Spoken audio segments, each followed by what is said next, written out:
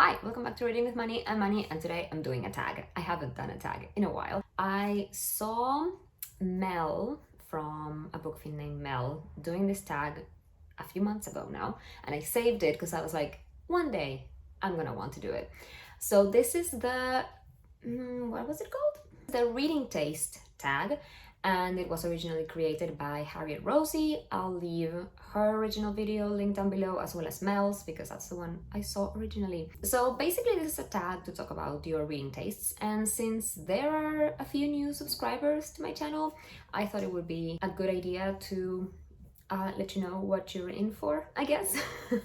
I'll just go over the questions, and it's going to be very difficult for me to do this. And in fact, I haven't planned it because I was back, even when I saw Mel's video like a few months ago, I was like, this is going to be impossible for me to do. Like, there could be endless answers for some of these questions, but I'm gonna do my best. And I'm also going to try to use the books I own physically, because if I have to go over like the ones I've read digitally, unless they really stand out, I will be here forever. So yeah, I don't know. Let's just see, shall we? So I'll be looking off to the side to my laptop where I have the questions. So the first question says, describe your reading taste in one sentence.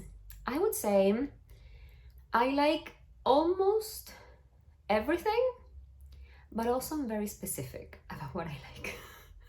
Like, there are some genres that I don't typically read and I have, I don't know, close to zero interest in. Like, I don't really read romance, for example, just off the top of my head. This is more than one sentence at this point. There are certain things that I just don't really care for, that I have no interest in, but if someone recommends it, I might give it a try. I think that's it. I'm very set in my ways, I think, at this point, because I've been a huge reader for all my life, basically. So I know what I like, and it's almost everything. Please don't move my ring light. Anyway, that was my cat. So let's just move on to the next questions, because I think that they help explain a bit more, maybe. So question 2 says, describe your reading taste with categories. So like genres or ages or length or whatever. In terms of length, I have no real preference. I like reading longer books as well as shorter books, depending on my mood or depending on what the, what the book is. Like, I have no problem reading like a 800-page book if I have to, if I want to, because I want to read it, because I'm interested in it. I don't know. And well, in terms, you had to move it, didn't you? As for genres,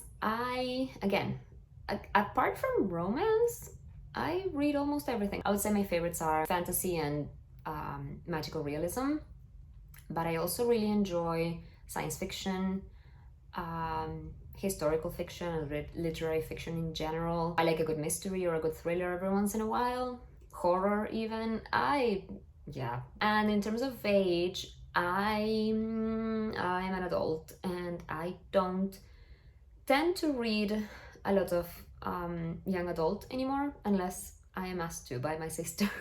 I'm not one to read middle grade a lot either anymore. So I think that's it. Mostly adult and almost all the genres, I guess. Question number 3 says, show us a few books that represent your reading taste. Okay, this is where it's gonna be impossible for me. So I would say that whole shelf behind me that you can see, that represents my taste pretty well, I would say, because that's like my fantasy and magical realism, I think. So I have things like Lord of the Rings right there, which, doesn't need any explanation. I also have, A Song of Ice and Fire. I also have Historic Materials over there. God, I need to reread that series. Then I have a bunch of Natasha Pulley right there. I love her. I do love her. I would say that The Watchmaker of Filigree Street is one of my all-time favorites, because I read it like 3 times. Hold on, let me show it to you. Last time I read it, I even tabbed it, like, who is she? I don't do this. But I love this book so much. If you don't know, this is historical fiction with magical realism. It's set in London, end of the 19th century, I want to say. End of the 19th century, and we follow Nathaniel. One day he finds a watch in his bedroom, and that watch saves him from a bomb. And then, well, he goes to find the watchmaker. And that's all I can say, I guess. I don't know. I love it so much. Anyway, and it also has a sequel back there, The Lost Future of Pepper Harrow, which... Everything by Natasha Pulley is fantastic, and I can't wait for her new book, and I'm gonna stop talking about that. Hold on, I'm gonna find more books, because why not? Let's say three more, maybe? I don't know. Okay, this is in no way comprehensive, but yeah, whatever. So next I got If We Were Villains by Emma Rio. I know, it's very basic. I don't care. I love this book. I love it so much. This is Dark Academia with Shakespeare. I love Shakespeare, by the way. It's in my other bookshelves, but I do love Shakespeare. I don't talk about Shakespeare nearly enough in this channel, but I do really enjoy Shakespeare. So yes, this was like, I knew I was gonna love it when my best friend pitched it to me, and yeah, I did. So yes. And then I have Good Omens. How could I talk about my favorite books or like something that represents my reading tastes without talking about Good Omens? If you were not here last year, you missed my meltdown over the second series of the show based on this book, which is not on this book, but it doesn't matter. And yeah, I had to reread this book, and I just, yeah, it was a whole thing. But anyway, Good Omens by Terry Pratchett and Neil Gaiman, who are both authors I really love individually. You know, Terry Pratchett with the whole Discworld series and Neil Gaiman with all of his things. And this is just a perfect combination of humor and wholesomeness and that, I don't even know what it is. So it's about a demon and an angel who are trying to stop the apocalypse because they're both too comfortable on Earth and they're very incompetent about it, so hijinks ensue. And finally, I picked something a bit different, because I think it really represents my reading taste, like the origins of my reading taste, maybe. And that is Nightfall by Isaac Asimov and Robert Silverberg. I read this book back when I was a teenager because my father obviously recommended it to me, and it's science fiction of like the kind I love, like old school science fiction, like good science fiction does, that tells you something about humanity. I just love it. So this is set in a world where there are 5 suns, and so there's always at least one sun in all the hemispheres of the world. So there's no night. There's always at least a bit of light, like a bit of sunlight. And then we follow different characters who are all from different parts of society. Like you have some religious leaders and you have some scientists or archaeologists, and they're all coming to the same conclusion that at some point there will be a complete solar eclipse and there will be nightfall. And these people are terrified of night. Like they had an experiment in which they go through a dark tunnel to experience full darkness, and they just can't deal with it. And so they know that this is coming, like this is an apocalypse waiting to happen. I love this book so much, and I think it really informed my taste. So I have my dad to thank for that, I guess, for giving me I, Robot by Isaac Asimov when I was 9. I always say that. I have been reading classic science fiction since I was a child, and I think it really says a lot about me and my view of the world, I think. Anyway, moving on, I could go on and on, obviously. I also love classics. I adore Jane Eyre and Wuthering Heights. I love Les Mis. I can never say that in French, so don't ask me to say it, but Les Mis by Victor Hugo, that's one of my favorite things. I actually have it tattooed on my arm. Okay, I'm done talking about this thing. Okay, question number 4. A book that you didn't enjoy that seemed like it would be your taste. Oh, I forgot about this question. I have this thing where I'm pretty good at knowing when I'm going to really enjoy a book, because I think I know my taste pretty well. But I think last year, yeah, the only thing I can think of is The Mountain Under the Sea. Was that the name? Yes, by Ray Naylor, which I thought was going to be like perfect for me, but then the execution of the book didn't really fulfill that promise, I guess. So it's about these scientists who discover octopi can communicate, basically, and they're trying to establish communication with this octopi in this futuristic society, which is pretty dystopian. And it's like first contact. It's like a first contact story but instead of with aliens, it's with something that is right on Earth, and which fascinates me because I am terrified of the ocean, and I don't think that we know enough about the ocean and what lives down there. But that's a different story. So anyway, I thought this would be the book for me, but it didn't have as much of a focus on the getting to understand the octopi and actually establishing a connection. Like, we leave it off right when you feel like things are gonna happen. I just didn't enjoy it as much as I thought I would. The parts I did enjoy were good. I think I gave it 3 stars, so it's not like I hated it, but yeah, I was expecting more. That's the only thing I could think of, especially because if I own a book, it's probably because I really enjoyed it, because most of the books I first read digitally and then I buy like a physical copy, because books are hard to come by here in Uruguay. So yeah, moving on. Question 5 is like the opposite. A book you enjoyed that didn't seem like it would be your taste. And again, that's even harder for me, because if I don't think a book is going to be to my taste, then I don't read it. And if I did read it, then I'm usually proven right that it wasn't really to my taste. Like it happened to me with the ACOTAR series that my sister asked me to read. I knew it wasn't going to be to my taste, and I didn't really enjoy them. Same thing with Fourth Wing, which my sister also asked me to read. Well, maybe I should go with another thing that my sister asked me to read. And that was Verity by Colleen Hoover. I had read a Colleen Hoover book before, which was It Ends With Us. I actually enjoyed that more than I thought I would, now that I think about it. But Verity in particular was just crazy to me, because the premise of the story is fantastic. The execution was really wild, but it had some good moments. It had some good twists.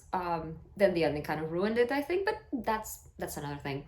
What else do I have that I might have not think I would have enjoyed? That wasn't a sentence, I don't think. Yeah, I think that's going to be my answer, because I can't think of anything else that I thought I wouldn't like and then I ended up liking it. So, yeah. Next is, show us some books on your TBR that seem like they will be exactly your taste. Okay, well, some answers are easy. I'm thinking of my TBR for this month alone, and I have a Neil Gaiman book, which I know I'm going to love. And I also have a Terry Pratchett book.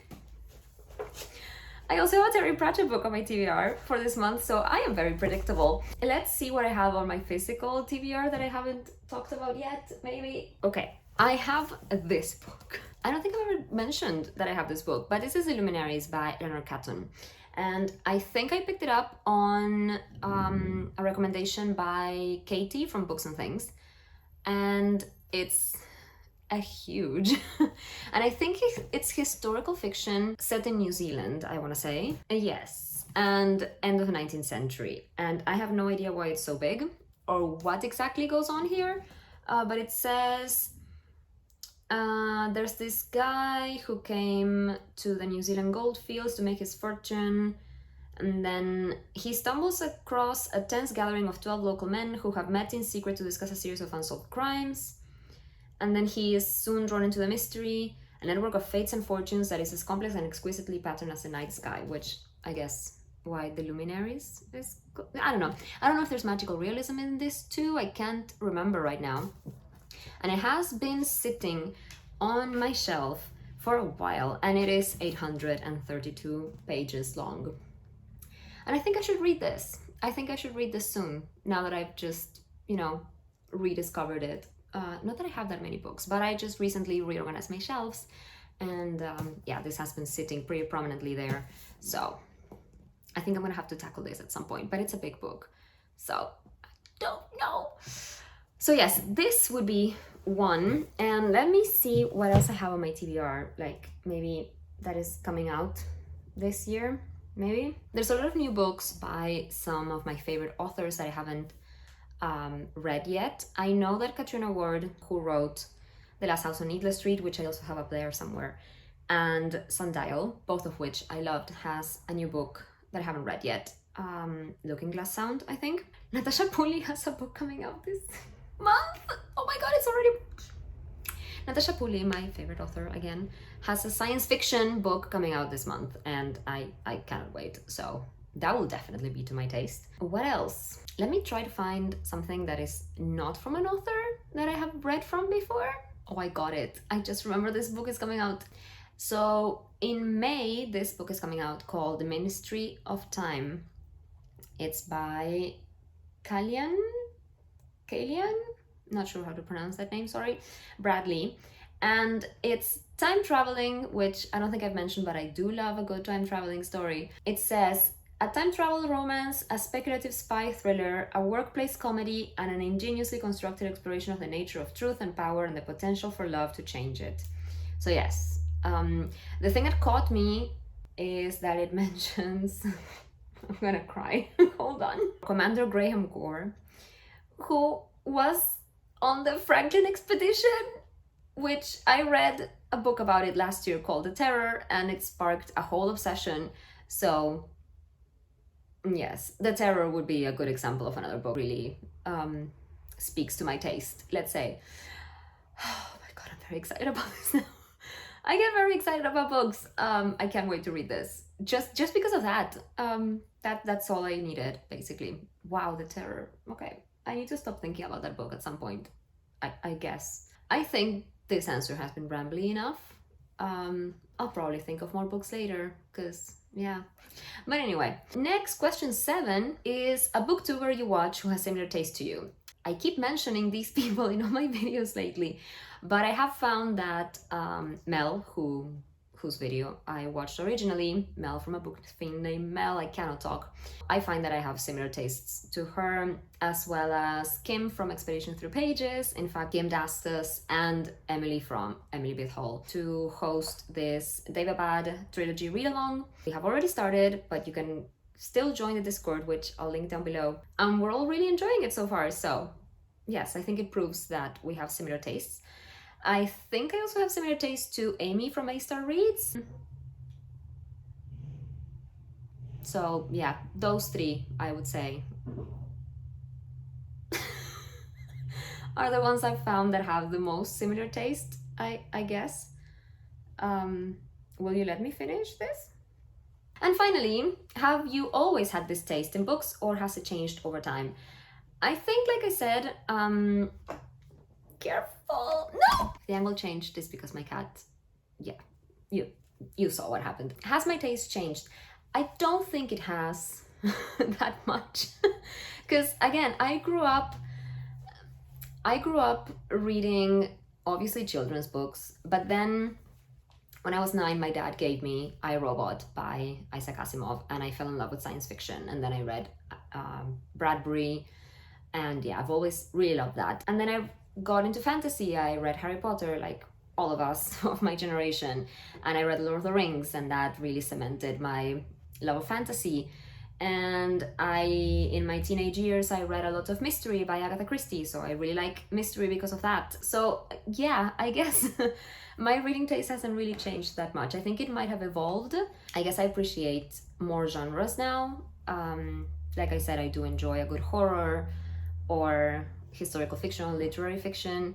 But yes, I think like the core of it has always been that. I think another thing that really marked my reading taste are the Asterix graphic novels, because I always really enjoy that humor and history, I guess.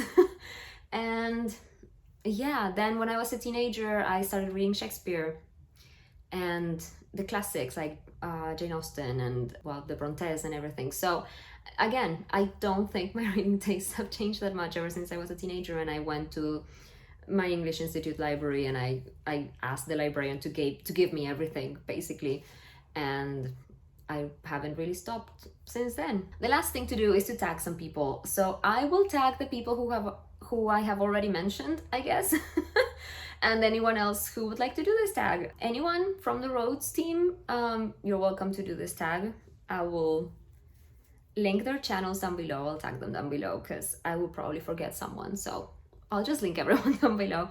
And I think that's it, right? That was a rambly mess, and I'm gonna have so much fun editing, especially with this cat, like, that won't settle. Like, why are you doing this to me, Shuri? Shuri, por favor, quédate quietita. I think she's finally settled, so time to wrap this up. So I hope you enjoyed the video. Leave a like if you did. Let me know in the comments if you have read any of these books and what you thought of them. I cannot pass an opportunity to discuss these favorite things of mine. Subscribe to see more from me, and I'll see you in the next one. Bye! Happy reading!